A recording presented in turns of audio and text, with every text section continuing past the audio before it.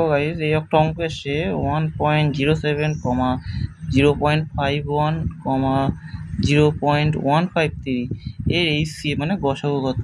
তা কীভাবে করবো, প্রথমে দেখো এটাকে 1.7 রয়েছে, দশমিক তুলে 1 লিখবো, কটা সংখ্যা রয়েছে দশমিকের পরে একটা, তার মানে একটা শূন্য। তারপরে লিখবো 0.51, তার মানে কি দশমিকের জন্য 1, কটা সংখ্যা রয়েছে দুটো, ঠিক আছে। এরপরে পরের সংখ্যাটা রয়েছে এরকম, তার মানে দশমিকের জন্য 1, কটা সংখ্যা রয়েছে দশমিকের পরে তিনটে, তাহলে তিনটে শূন্য হলো, হয়ে গেল।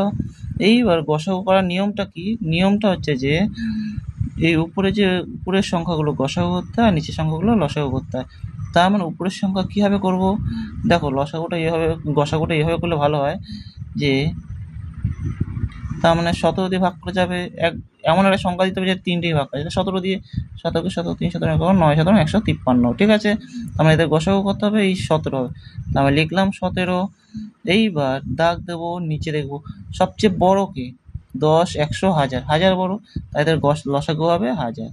তার মানে কি 0.017 এদের হচ্ছে গসাগু, মানে এইচসিএফ।